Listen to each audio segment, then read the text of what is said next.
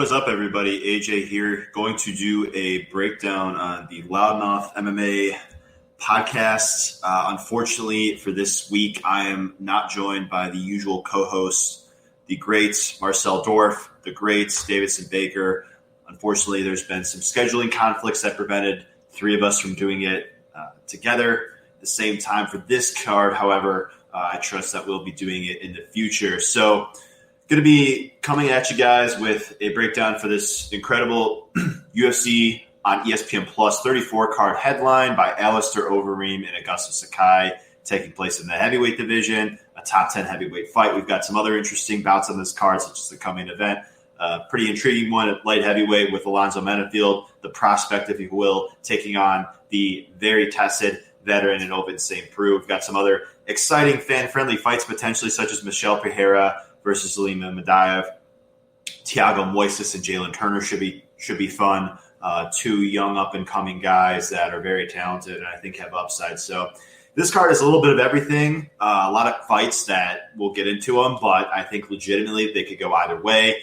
There's a lot of competitive fights per the betting odds. And it's a card not quite like last week where we had just so much chalk hit on the betting line, all the favorites hit. That's what I mean by that, except for Polyama Vienna, of course, who got a very nice armbar there in round one. So each card's different for me. This is one of those cards, though, where just my general thoughts, my general read is that, it should be interesting. A lot of competitive fights per the betting line. The fights might not play out competitively because we might see a quick finish on either side, but realistically, they could go either way just due to the high variance nature of some of these matchups. So without further ado, let's just get into the first matchup, which is Hunter Azure taking on Cole Smith. Azure sits as the favorite.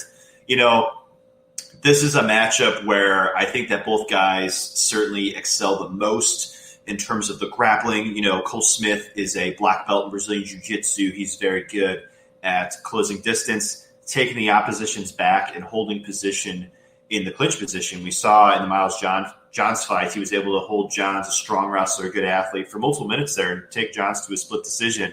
That's basically the game that he imposes the most. That's shown to win rounds. He doesn't do a whole lot of ground and pound from the clinch position. He's mainly just looking to get that rear naked choke finish. On the side of Azure, I think he's the more well-rounded man. In that last fight against Kelleher, he definitely slowed down as the fight progressed. He got really tired there in round two, and it's because he was showing pretty sloppy striking technique, was throwing a lot of power behind his shots, and as a result, he slowed down, was unable to get Kelleher out of there, and Kelleher was able to land a knockout blow in round two. That's a concern I have with him in general, not particularly in this matchup, but Kelleher, he fights on this card. A guy that's definitely UFC tested, a UFC veteran, a finisher, but more so on the ground in terms of his grappling, his submission prowess. Not generally a guy that's known for his knockout power. So that KO loss is a concern for Azure, and so is the cardio slowing down as the fight progresses. I do think that being a young guy, being inexperienced in terms of professional MMA, I do think that he could learn from that. I just think despite what I said about his striking technique, I just think he's the much more comfortable striker. Cole Smith just looks very uncomfortable on the feet. He was rocked badly by Mitch Gagnon in his debut. He was getting teed off on a bit by Miles Johns. I do think that Azure is a more threatening, more comfortable, better striker. And I just think that Azure has a bit more ways to win. I think that Azure is potentially the better wrestler, the more physical man. He showed me good enough rear naked choke defense in the Brad Katona fights where I would trust his sub defense to hold up. Having the lean in this fight, and he is going to be the side I will take here in Hunter Azure to win over Cole Smith. Alexander Romanov finally making his UFC debut. He currently sits as the favorite against Marcos Rogerio de Lima, the UFC veteran. This is a fun one. Typically, Rogerio de Lima's matchups don't go very far. A lot of his fights, the vast majority of them have ended inside the distance. And this is one of those matchups that I was referring to at the beginning where it's high variance. It legitimately could go either way. The winner of this fight, they probably do so in convincing fashion with, a finish, a quick one probably. But it's a fight at heavyweight where we've got guys here that throw with power and the margin of error is just so narrow just due to that power threat. At heavyweight, light heavyweight, these guys pack enough power to legitimately end the fight with one big shot. So that's the case here. I do think that if Romanov wants to play around on the feet, DeLima certainly is live to get the knockout. We saw last time against Mensah he's capable of knocking out even durable fighters. He's a guy, though, as DeLima, who that's basically his game. He exerted some wrestling, some grappling against Adam Wieczorek, but we've seen so many times throughout his career, he's being taken down. He can get his guard passed by guys that aren't particularly known for their wrestling. Stefan Struve's a very good submission grappler, but not a guy who's known for his wrestling. Adam Wieczorek, kind of the same deal. 36% takedown defense does DeLima have per UFCstats.com. That's a current concern I have for him in this matchup, being that Romanov, despite this being his UFC debut, I think he's the more physical fighter. I think he's the better athlete. I think he's the better wrestler. So that's basically the difference maker for me here, is I do think that Romanov could get this fight to the ground. On tape, he also showed that he looks to get the fight to the ground right away. And once he's in top position, I do think he could pass the guard of DeLima and probably get him out and get a ground and pound stoppage, if not a submission, perhaps one of his forearm chokes. But, if not, maybe he's got Kimuras, he's got other submissions he could work in as well. So he'd be the side that I take there in Alexander Romanov getting a win in his UFC debut against a tested veteran in Marcos Rogerio DeLima. The next fight, per best fight odds, is Montana De La Rosa taking on Viviane Araujo. I think both these women are very talented. I think they excel the most in terms of the grappling, though Araujo is very well-rounded. Araujo is a woman who is credentialed in terms of Brazilian Jiu-Jitsu. She's a black belt. She trains with Vicente Luque and Gilbert Burns. I think she's a very talented woman, very well-rounded. She's a mobile striker. She's got some solid output. She's fairly technical. While she's fresh, more on that in a moment. She's got a lot of tools, I think, to be successful as a fighter. And, she definitely has achieved some success. She's also got a solid takedown game as well. The glaring issue with Araujo is that cardio. And I'd say it's more so a cardio management issue, more so than like purely cardio. She just, like what I said about that mobile style, she's just constantly moving on the feet, exerting a lot of energy. And typically by round 2, she tends to get tired. The fight against Alexis Davis, she was tired by round 2. She was taken down. She was controlled in the latter half of the round. And as a result, lost that round. Kind of the same deal against, Talita Bernardo. The second round was definitely very competitive, certainly much more competitive than the first. We have Araujo here taking this fight on short notice as well. Not as short notice as, say, 2 weeks. I believe she was notified August 11th. But that still is a concern nonetheless, being that she's not as optimally prepared as she otherwise would be had she known about the fight earlier. And on the side of De La Rosa, like I alluded to right away, I just think that Viviane's the better overall fighter.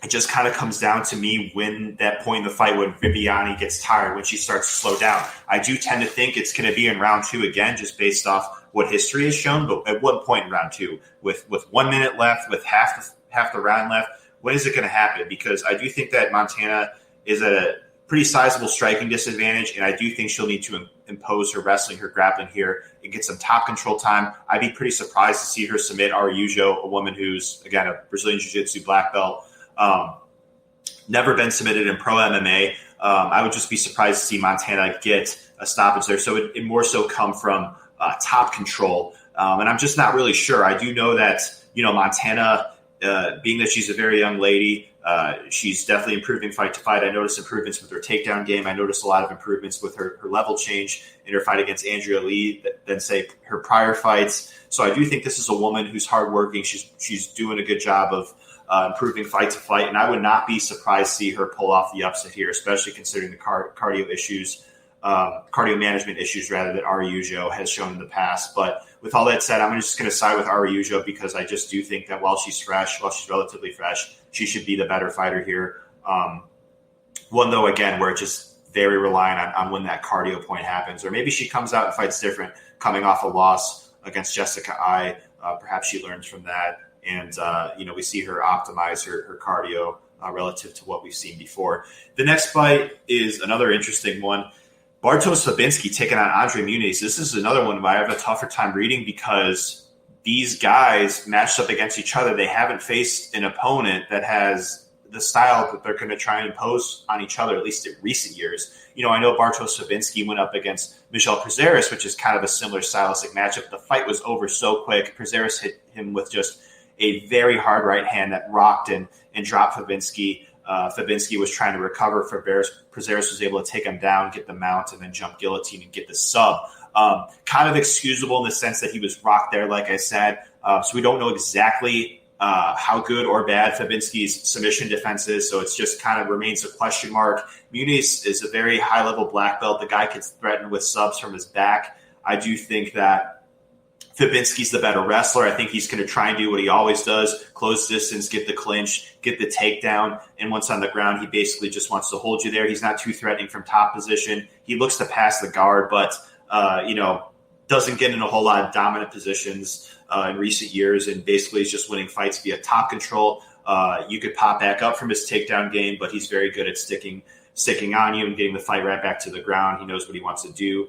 I think he's the better round winner of the two because I just think he's a better wrestler, and I think he's got better cardio of the two. Muniz, I think, is the more threatening finisher. I do think that Muniz has a legit shot to win the fight by knockout on the feet because Fabinski's striking is just very, very labored.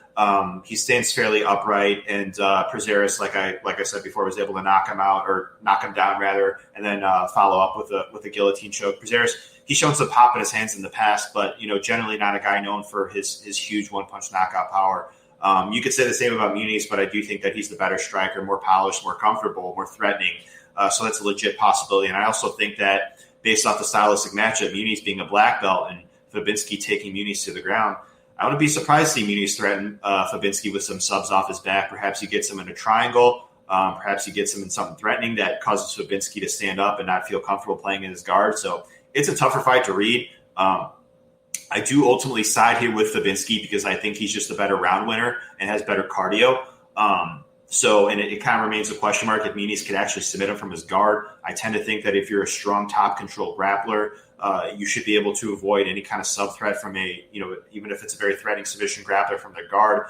We saw somewhat recently with Arman Tsarukyan against Davi Ramos. By no means am I comparing the fighters, exactly, but I'm just trying to give an example of, where that happens. And we also see instances where fighters get armbarred, from guard if you're not defensively responsible in top position and you're going up against a fighter that is threatening, has a threatening guard. That certainly is a possibility, just like we saw with Viana and Whitmire. So the fight to me is just a question mark. It all depends on Fabinski's sub-defense and how much damage, if any, he takes in the striking exchanges, because I just think that Muniz is pretty threatening both on the ground and on the feet. Nonetheless, I will take Fabinski, though. Jalen Turner and Thiago Moises. This is another one where I was really looking forward to, still am looking forward to. Of course, Jalen Turner is so big for 155 pounds. The guy stands at 6'3". He'll have a 7-inch reach advantage over the American top team partner or fighter that trains an American top team in Thiago Moises. Both guys young, like I said right off the top. It's a very interesting matchup because, Thiago Moises is coming off a very nice win against Michael Johnson, but he really struggled there in that first round. Johnson was kind of teeing off on him, landed some good body shots, had a lot of success landing the straight left. I could see Turner kind of doing the same thing, walking him down. Turner's a threatening, long, technical, varied striker that has some solid volume, some solid output. I could kind of see him just, putting Moises on his back foot and, having some success and maybe even winning by knockout. Moises, while his chin, I'd say, is solid. He's never been knocked out in pro MMA, but he did get knocked down by Damir Ismagulov. Granted, he recovered fine, and I liked how he defended and everything. But, Turner being a long, threatening, technical striker that he is, it's certainly on the cards, I think.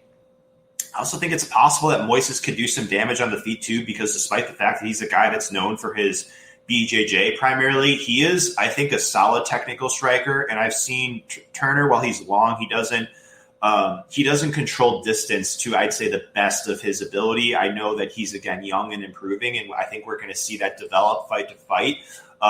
Though he just often lets guys close distance on him. Even the Ferbola fights that he's had in the past, he's been stopped via strikes several times as Turner. That's a concern, even though Moises isn't generally known as a huge power threat. And Moises actually has some really good leg kicks as well. I think Moises is actually a bit better defensively on the feet. So on the feet, while I do slightly favor Turner, I don't think it's like one-way traffic, like Turner's going to just walk him down and dominate. Unless, of course, Moises just welcomes that. It looks like the Johnson fight again. Though I do think that being an American top team guy, being a young fighter, being an improving fighter. I do think that he will learn from that and basically not fall into that same game. Johnson is also, I think, faster than Turner, so it kind of poses a different threat. I'd say Turner's a bit more plotting than Johnson. Again, even though Johnson's one of the fastest guys in the sport, has been for a while, it's just a little bit different for me. And also in terms of the grappling, Turner is a Brazilian Jiu-Jitsu brown belt, so he's certainly very capable on the ground. I think Moises is better on the ground. He's a Brazilian Jiu-Jitsu black belt, but we have a case here where both guys have a high BJJ pedigree. And even though Moises can threaten, he's a more threatening submission grappler. I wouldn't be too surprised to see. I wouldn't really be surprised at all to see Turner survive any submission attempts that Moises has based off his pedigree. Being a Brazilian Jiu-Jitsu brown belt is a very good accomplishment. And in terms of the wrestling, I think Moises has solid wrestling. I think it's improving. I think he's got good, solid double leg, good duck under, level change. He showcased some chain wrestling ability. I don't think Turner's defensive wrestling is bad at all. I actually think it's pretty solid. Favola was able to get him down a few times, but, Turner actually stuffed a lot of them as well. And there was even instances where Favola got Turner down, but Turner was able to get up fairly quickly, didn't give up his back, fished for underhooks, and made his way back to the feet intelligently and fundamentally correct. So with that said, I did notice that Favola did take Turner's back. He did put him in a rear naked choke attempt. He also did put him in a guillotine choke attempt. So if those opportunities present themselves again here, we can see Moises get the sub. Though I do lean that defensively, Turner's defensive wrestling and defensive grappling is overall solid. So it's going to kind of come down to, I think, how much top control time, Moises has. If he shoots like 5 takedowns, I think he could get 1 or 2. But it just kind of comes down to what does he do with that. You mix that in with he could have some moderate success on the feet against Turner. Maybe he gets Turner hesitant or Turner thinking. In terms of the takedown, so Turner is a little bit hesitant to pull the trigger, kind of like how he showed against Matt Favola. So that's always, I guess, something that Turner will be thinking about, just a little bit hesitant to throw some solid output, knowing that the takedown threat from Moises is there. I'm going to ever so slightly lean with Moises because I think he's got a bigger advantage on the ground than Turner does on the feet. And I also think that Turner's not going to be much of a threat to finish Moises on the ground unless if he's, he dropped him with a big shot and he's just pounding away with ground and pound. Assuming they're both relatively fresh, I don't think Turner's a threat to finish Moises on the ground, whereas I do think Moises is more of a threat to Turner on the ground, and you couple that with the fact that on the feet, I do think Turner's a threat to Moises, but I also think Moises is a threat to Turner. So a few different points there, about 4 different points, but I just think that Moises is more threatening overall and potentially the better round winner, too, to make Turner hesitant on throwing output and potentially being able to steal, get some rounds, edge some rounds, kind of like Favola did. So ultimately, I'm going to side with Moises. Brian Kelleher getting a very short notice opponent in Kevin Natividad. It was supposed to be Kelleher originally. I shouldn't say it was supposed to be, but originally it was Kelleher and Ricky Simone. Unfortunately, Ricky Simone had to pull out, and we have Kevin here taking his UFC debut on very short notice. Kevin is 27 years young. He has 1 stoppage loss. He's got about a 6 to 6.5 reach advantage over Kelleher. Kelleher is 34 years young, been in the game, UFC tested for years now. Definitely came to the UFC by storm, getting a very good guillotine choke victory over Yuri Alcantara in Brazil. Super impressive. I remember that still. He was a big underdog there against a very high-level submission grappler in Alcantara. This matchup to me is another one that it's kind of tough to read for a different reason. Natividad, it's kind of tough to tell exactly how he will fare at the UFC level. I think he looks solid on tape. I think he's a solid athlete. He's basically like a pressure fighter, I'd say. He's got some power. His volume is pretty solid as well. Like I said, he's got the longer reach.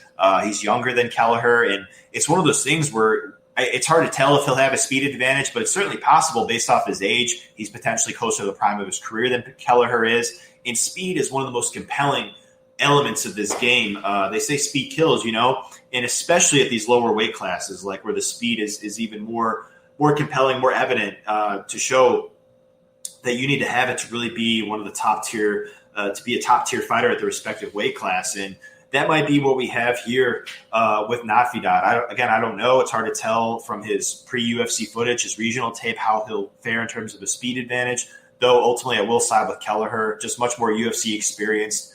He's a much more prepared fighter of the two. And I just think that from the eye test, he's got the more functional striking game. I think he throws with solid volume, does Kelleher.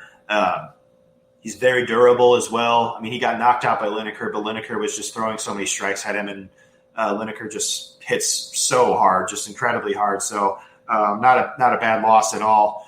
So ultimately, I'm going to side with Kelleher basically due to the experience, more prepared, and more functional game, I'd say. Another note about Kevin, per the commentary team of, I believe, his most recent fight, Brazilian Jiu-Jitsu brown belt. We've seen Kelleher also submitted in the past as well, even for Marlon Vera's guard. So I guess that's always something to consider. Though I don't think that on tape he really showed that, that threatening of a submission game. Brazilian Jiu-Jitsu brown belt on tape, or on paper, yes. Actually only has one win by submission, though. So just another thing I'd like to throw out there, though I don't think it'll play a major factor. Kelleher potentially is the fighter more likely to get the finish of the two. Next fight, this is another one that I was letting you know earlier about that I'm really looking forward to. Michel Pereira and Salim Imadaev. I think this has potential. I really do. Pereira is just such a treat to watch. When this guy got signed to the UFC, a lot of people, including myself, were very excited. The guy's just got a fan-friendly style. If you haven't seen him fight, the guy just throws, cartwheel kicks, the Showtime kick, just you name it. The guy just has a acrobatic, athletic style, and he's so big and strong for the weight class. He's got a lot of traits to be like a really successful fighter, and he's definitely had some success. He's durable. Like I said, strong guy, athletic, powerful. It's just he doesn't always fight with an optimal game plan. He's often getting tired early on in the fights. The fight against Tristan Connolly, he was tired after the first round. He's doing cartwheel kicks, and he's breakdancing when they're announcing the fighters' names at the beginning of the night. And as a result, he's getting tired. And a lot of the way he wins fights is through these flashy techniques. It's just it looks cool, no doubt about it. It's fan friendly. People like to tune in, but in terms of like winning a fight, like having a sustainable way to win a fight at a UFC level, it just needs to be improved. And I do think that it was definitely improved against Diego Sanchez, despite the DQ loss by Pereira, but he still did do some of that acrobatic stuff. And that maybe at this point, he just doesn't know how to change his game. He's got 30 plus professional MMA bouts. I don't know. It's kind of tough to say if he's going to change his game all of a sudden. Whereas in the case of Araujo, she's, much more inexperienced in terms of pro MMA, around like 10 professional fights. So I think it's much more likely based off the experience that, say, a fighter like her changes up her style or optimizes it a bit better than, say, Pereira based off the experience. But you never know. It's always possible. Anything's possible.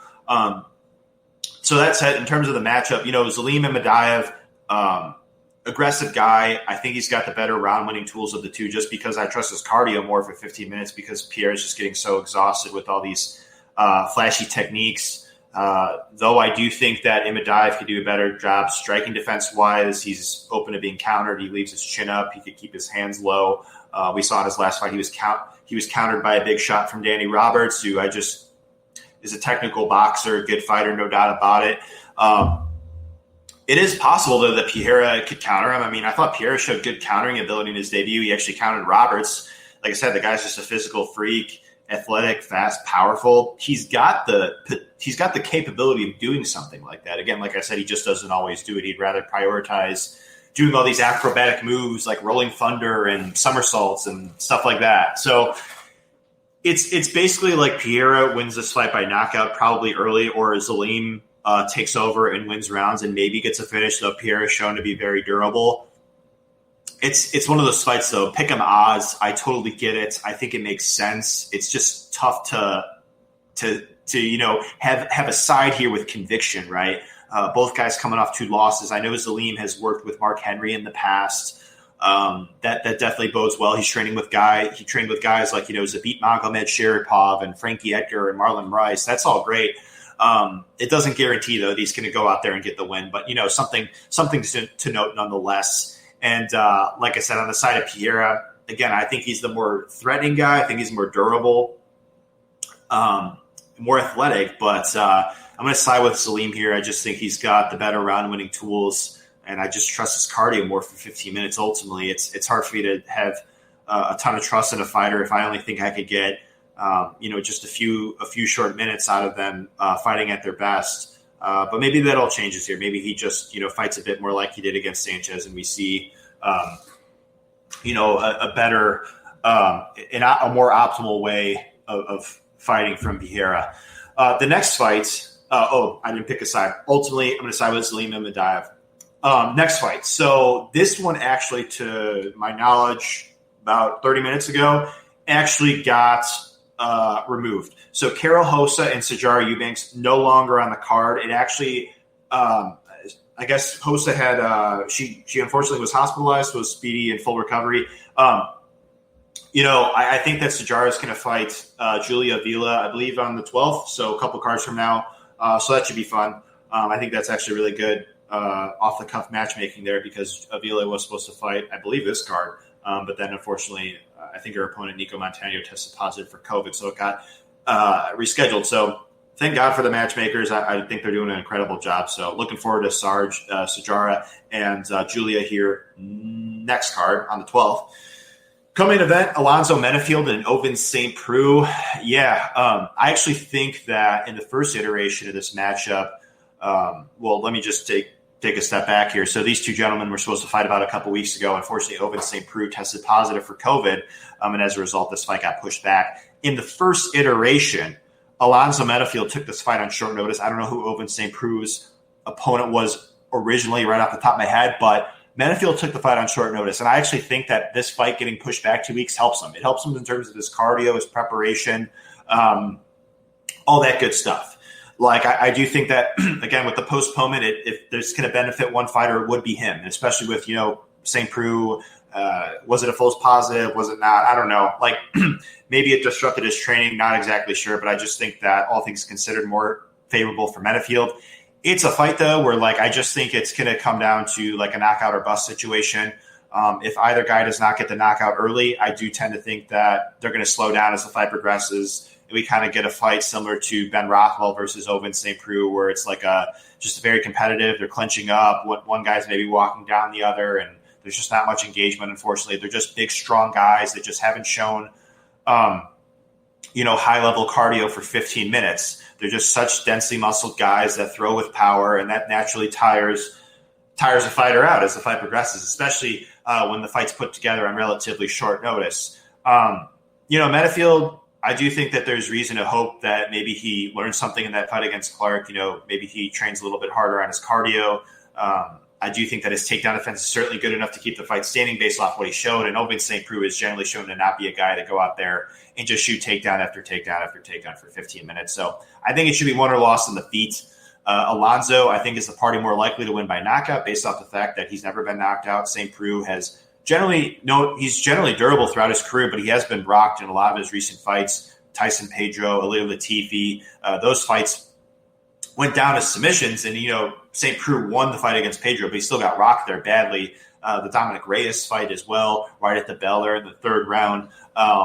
It's a concern seeing him hurt in a lot of recent fights, and potentially against Rothwell as well. And you match him up with a guy like Menafield, who's a physical freak and athletic specimen. It's certainly possible that Menafield gets the knockout. I also think Owens Peak could get the knockout as well. Why not? I noticed that Clark was definitely getting off in some striking exchanges against Menafield. St. Preux still hits hard. But these two guys are just it's hard to trust a side to win with conviction, knowing that they're just very, very reliant on getting a finish. These aren't guys that go out there and just, have sustainable round-winning tools to win rounds for 15 minutes. They're very reliant on getting the finish. I mean, Ovince St. Preux is a guy who he's dangerous, no doubt about it, both on the ground and on the feet, but he's getting in a lot of these fights where he wins, he's losing the early portion of the fight, sometimes pretty convincingly. I talked about the Tyson Pedro fight. Also, you have the Corey Anderson fight where he was losing.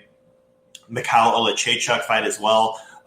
So it's tough to, I guess, put a stamp on a fight where you think that one fighter's, they're both like really relying on a finish. That said, I do side with Menifield. I think he's got more finishing upside of the two. I think he's more durable of the two.